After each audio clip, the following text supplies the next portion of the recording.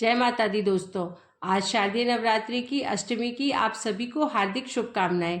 आज देवी के नवरात्रों के अंतिम दिन श्री देवी सूक्तम का हम पाठ करने जा रहे हैं, जो हम सबको देवी की महिमा और उनकी शक्ति को समझने का सुअवसर प्रदान करता है। देवी सूक्तम के माध्यम से हम सब देवी की अनंत शक्ति और उनकी करुणा को समझेंगे और अपने जीवन में माँ की कृपा को प्राप्त करने के लिए प्रार्थना करेंगे। कहा जाता है कि महर्षि अमरन की कन्या का नाम वाक था। वह बड़ी ब्रह्म ज्ञानिनी थी। उन्होंने देवी के साथ अभिन्नता प्राप्त कर ली थी और यह पवित्र देवी सूक्त उसी के उद्धार है। इस सूक्त में यह बताया गया है कि माँ देवी ही इस संपूर्ण जगत की अधीश्वरी है और उपासकों को धन देने वाली है। यदि कोई इस तथ्य को असत्य समझता है तो वह धनहीन जीवन व्यतीत करता है। आइए भक्तों, अब हम सब मिलकर देवी सूक्तम का पाठ देवी भगवती को समर्पित करते हैं। देवी को नमस्कार है। महादेवी शिवा को सर्वदा नमस्कार है। प्रकृति एवं भद्रा को प्रणाम है। जगदम्बा को नियम पूर्वक नमस्कार है। रौद्रा को नमस्कार है। नित्या गौरी एवं धात्री को बारंबार नमस्कार है। ज्योत्सनामयी चंद्र रूपिणी एवं सुख स्वरूपा देवी को सतत प्रणाम है। शरणागतों का कल्याण करने वाली वृद्धि एवं सिद्धि रूपा देवी को बारंबार नमस्कार है। नैऋति राक्षसों की लक्ष्मी, राजाओं की लक्ष्मी तथा शवानी शिव पत्नी स्वरूपा जगदम्बा को बारंबार नमस्कार है। दुर्गा दुर्गपाला, दुर्गम संकट से बाहर निकलने वाली, सारा सबकी आधारभूत, सर्वकारिणी ख्याति कृष्णा और धूम्रा देवी को सर्वदा नमस्कार है। अत्यंत सौम्य तथा अत्यंत रौद्र रूपा देवी को मैं नमस्कार करता हूँ। उन्हें हमारा बारंबार प्रणाम है। जगत की आधारभूत कृति देवी को बारंबार नमस्कार है। जो देवी सभी प्राणियों में विष्णु माया के रूप में कही जाती है, उनको नमस्कार, उनको नमस्कार, उनको बारंबार नमस्कार है। जो देवी सभी प्राणियों में चेतना कहलाती है, उनको नमस्कार, उनको नमस्कार, उनको बारंबार नमस्कार है। जो देवी सभी प्राणियों में बुद्धि रूप में स्थित है, उनको नमस्कार, उनको नमस्कार, उनको बारंबार नमस्कार है। जो देवी सभी प्राणियों में निद्रा रूप में स्थित है, उनको नमस्कार, उनको नमस्कार, उनको बारंबार नमस्कार है। जो देवी सभी प्राणियों में क्षुधा रूप में स्थित है, उनको नमस्कार, उनको नमस्कार, उनको बारंबार नमस्कार है। जो देवी सभी प्राणियों में छाया रूप में स्थित है, उनको नमस्कार, उनको नमस्कार, उनको बारंबार नमस्कार है। जो देवी सभी प्राणियों में शक्ति रूप में स्थित है, उनको नमस्कार, उनको नमस्कार, उनको बारंबार नमस्कार है। जो देवी सभी प्राणियों में तृष्णा रूप में स्थित है, उनको नमस्कार, उनको नमस्कार, उनको बारंबार नमस्कार है। जो देवी सभी प्राणियों में शांति रूप में स्थित है, उनको नमस्कार, उनको नमस्कार, उनको बारंबार नमस्कार है। जो देवी सभी प्राणियों में जाति रूप में स्थित है, उनको नमस्कार, उनको नमस्कार, उनको बारंबार नमस्कार है। जो देवी सभी प्राणियों में लज्जा रूप में स्थित है, उनको नमस्कार, उनको नमस्कार, उनको बारंबार नमस्कार है। जो देवी सभी प्राणियों में शांति रूप से स्थित है, उनको नमस्कार, उनको नमस्कार, उनको बारंबार नमस्कार है। जो देवी सभी प्राणियों में श्रद्धा रूप में स्थित है, उनको नमस्कार, उनको नमस्कार, उनको बारंबार नमस्कार है। जो देवी सभी प्राणियों में कांति रूप में स्थित है, उनको नमस्कार, उनको नमस्कार, उनको बारंबार नमस्कार है। जो देवी सभी प्राणियों में लक्ष्मी रूप में स्थित है, उनको नमस्कार, उनको नमस्कार, उनको बारंबार नमस्कार है। जो देवी सभी प्राणियों में वृत्ति रूप में स्थित है, उनको नमस्कार, उनको नमस्कार, उनको बारंबार नमस्कार है। जो देवी सभी प्राणियों में स्मृति रूप में स्थित है, उनको नमस्कार, उनको नमस्कार, उनको बारंबार नमस्कार है। जो देवी सभी प्राणियों में दया रूप में स्थित है, उनको नमस्कार, उनको नमस्कार, उनको बारंबार नमस्कार है। जो देवी सभी प्राणियों में तुष्टि रूप में स्थित है, उनको नमस्कार, उनको नमस्कार, उनको बारंबार नमस्कार है। जो देवी सभी प्राणियों में माता रूप में स्थित है, उनको नमस्कार, उनको नमस्कार, उनको बारंबार नमस्कार है। जो देवी सभी प्राणियों में भ्रांति रूप में स्थित है, उनको नमस्कार, उनको नमस्कार, उनको बारंबार नमस्कार है। जो जीवों के इंद्रिय वर्ग की अधिष्ठात्री देवी एवं सब प्राणियों में सदा व्याप्त रहने वाली है, उन व्याप्ति देवी को बारंबार नमस्कार है। जो देवी चैतन्य रूप से संपूर्ण जगत को व्याप्त करके स्थित है, उनको नमस्कार, उनको नमस्कार, उनको बारंबार नमस्कार है।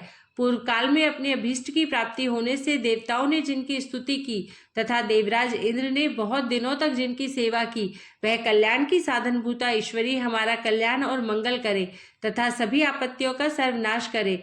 उद्दंड दैत्यों से सताए हुए हम सभी जिन परमेश्वरी को इस समय नमस्कार करते हैं तथा जो भक्ति से विनम्र पुरुषों द्वारा स्मरण की जाने पर तत्काल ही संपूर्ण विपत्तियों का नाश कर देती है, वे जगदम्बा हमारे संकट दूर करे। अब आइए श्रवण करते हैं माता दुर्गा की एक दुर्लभ कथा। संध्या गरीब विधवा और दलित औरत थी। कुछ समय पहले ही उसके पति का देहांत हो गया था। वह अकेले ही अपनी बेटी माधवी का पालन पोषण कर रही थी।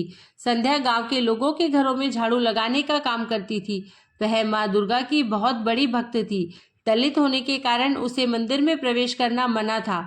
माँ दुर्गा में अगाध श्रद्धा होने के कारण वह गांव के दुर्गा मंदिर के आगे भी साफ सफाई का काम करती थी।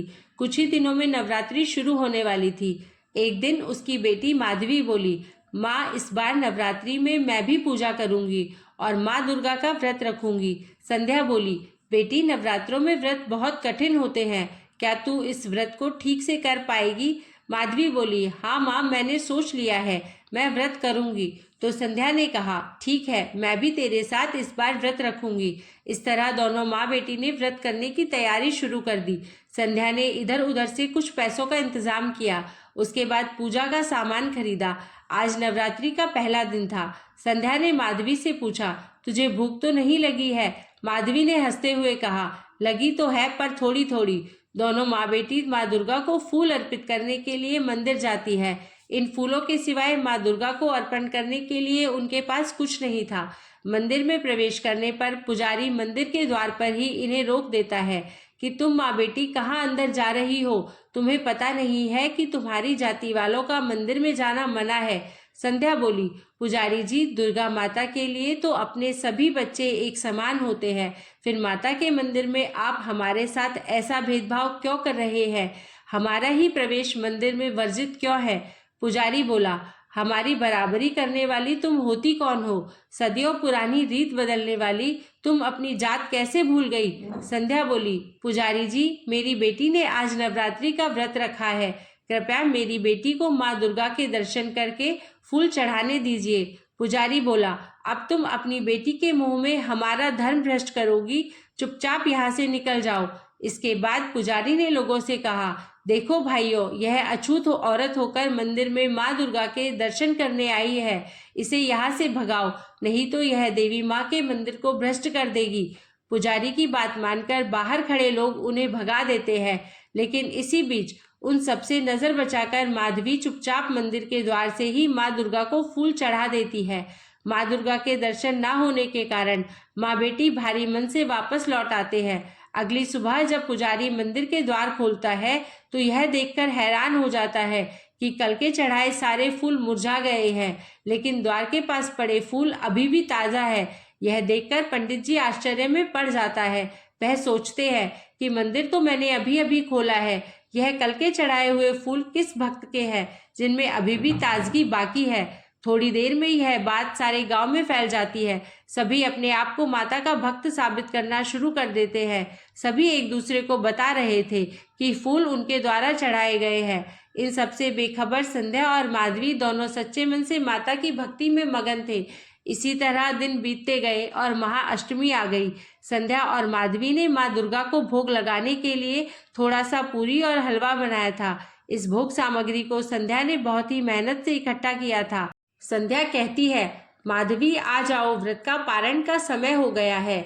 माँ की पूजा करने के बाद दोनों माँ बेटी अभी खाना खाने बैठी ही थी कि बाहर से एक बूढ़ी औरत की आवाज आई, अरे कोई बुढ़िया को भी खाने के लिए कुछ दे दो, मैंने 2 दिन से कुछ नहीं खाया। माधवी और उसकी माँ बाहर देखती है कि घर के बाहर एक बेहद कमजोर और बूढ़ी औरत एक लाठी का सहारा लेकर खड़ी थी। उस बूढ़ी औरत को देखकर उनके मन में दया उमड़ आती है। वह अपना खाना उस बूढ़ी औरत को खाने के लिए दे देती है। बुढ़िया बनी दुर्गा माता खाना खाकर तृप्त हो जाती है। वह उनको छोटी सी पोटली देते हुए कहती है कि इसे अपने पूजा के स्थान पर रख दो और इसे विजयादशमी के दिन खोलना। उसके बाद मंदिर में जाकर माता के दर्शन कर लो, तुम्हारे सारे दुख दूर हो जाएंगे। दोनों माँ बेटी फिर थोड़े से फूल लेकर डरते डरते मंदिर पहुंचती है। उन्हें देखते ही पंडित बोला, अछूत कहीं की, तुम दोनों आज फिर मंदिर आ गई। यह अछूत होते ही ऐसे है जो एक बार में बात समझ नहीं आती। संध्या ने कहा, पुजारी जी, माता ने हमें मंदिर में पूजा करने से कभी मना नहीं किया। आप जैसे धर्म के ठेकेदार ही हमें मंदिर में प्रवेश करने से रोकते हैं। मुझे बस इतना पता है कि माता के दरबार में सब बराबर होते हैं। माता की नज़रों में कोई भी छोटा बड़ा नहीं होता, इसलिए हमें भी माता रानी की पूजा और दर्शन करने दीजिए। पंडित बोला, अब तुम मुझे पंडिताई का पाठ भी पढ़ाओगी? और वह मंदिर में आए हुए लोगों की ओर देखकर कहता है, अरे भाइयों, देखो यह अछूत फिर से मंदिर में घुसने आ गई है। इससे पहले कि यह देवी के मंदिर को दूषित करे, उससे पहले इस अछूत को निकाल बाहर करो। सारे लोग उन्हें वहां से खदेड़ने लगते हैं जैसे वह कोई जानवर हो। इस भागदौड़ में माधवी के हाथ से फूल मंदिर के प्रांगण में गिर जाते हैं। अगले दिन जब लोग मंदिर में जाते हैं तो वह देखते हैं कि माधवी के गिरे हुए फूल अभी भी ताजा है। पंडित बोला, लगता है यह माँ बेटी दोनों ही डायन या जादूगरनी है। उन्होंने ही मंदिर पर जादू किया हुआ है। भाइयों, उन्हें पकड़कर यहाँ लाना होगा और उनका फैसला यहाँ देवी माँ के सामने होगा। लोग दोनों माँ बेटी को पकड़कर मंदिर में लाते हैं।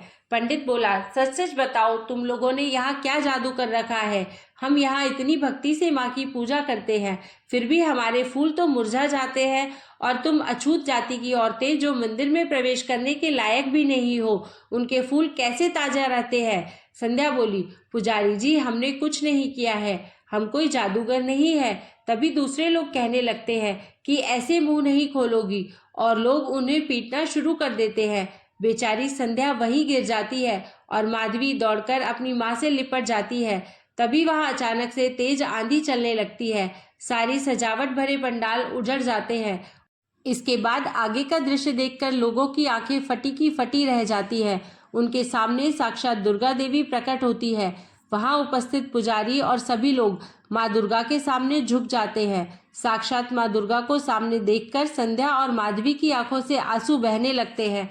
दुर्गा माँ कहती है कि मेरा भक्त वही है जो सच्चे मन से पूजा करे। तुम लोग क्या सोचते हो कि भक्ति सिर्फ सजावट से और पंडाल से ही होती है? भक्ति सीखनी है तो मेरी इस भक्त से सीखो। इसकी भक्ति का ही प्रताप था कि इसकी प्रेम से खिलाई गई 2 पूरियों से ही मैं तृप्त हो गई। दुर्गा माँ की आवाज सुनकर संध्या और माधवी के आश्चर्य का कोई ठिकाना ना रहा। दोनों माँ बेटी समझ चुकी थी कि उस बुढ़िया के भेष में माँ स्वयं आई थी। फिर संध्या माँ के सामने प्रणाम कर कहती है कि हे ममतामयी दयालु माँ, हम सब आपके बच्चे हैं। मैं इन सब की तरफ से आपसे क्षमा मांगती हूँ। हमारे पापों को क्षमा करें और हमें अपने चरणों में शरण दो माँ। पुजारी को अपनी गलती का एहसास होता है और वह कहता है, माँ, हमसे बहुत बड़ा अपराध हो गया है, हमें माफ कर दीजिए। मैंने संध्या और माधवी जैसे कई भक्तों को इस मंदिर में आने से रोककर बहुत बड़ा अपराध किया है। सभी के इस प्रकार माफी मांगने से देवी माँ का गुस्सा शांत हो जाता है। इसके साथ ही आंधी थम जाती है। बुझे हुए दिए फिर से जलने लगते हैं। माँ दुर्गा कहती है कि आज माधवी और संध्या की भक्ति से प्रसन्न होकर मैं गांव को सुख समृद्धि और धन धान्य से भरपूर होने का आशीर्वाद देती हूँ। इतना कहकर माँ दुर्गा वहां से अंतर्ध्यान हो जाती है। सारे गांव वाले माधवी और संध्या से माफी मांगते हैं। उस दिन के बाद किसी का भी, चाहे छोटी जाति का हो या बड़ी जाति का, मंदिर में प्रवेश वर्जित नहीं रहा। आज विजयादशमी थी। उस बुढ़िया ने, जो कि स्वयं माँ का रूप थी, उनके कहिए अनुसार जब संध्या और माधवी ने पोटली खोली तो उसमें से बहुत सारे हीरे जवाहरात और माणिक निकले। यह देखकर दोनों की आंखों में आंसू आ गए और मन दुर्गा माँ के प्रति श्रद्धा से भर गया। उस दिन से उनके जीवन में कभी कोई कमी नहीं रही। श्रोताओं, मैं आशा करती हूँ कि आप सभी के जीवन में भी इस नवरात्रि से कभी कोई कमी ना रहे और माता आप सब लोगों को हमेशा खुश रखे। जय माता दुर्गा। अगर आपको वीडियो पसंद आई हो तो चैनल को सब्सक्राइब करें। धन्यवाद।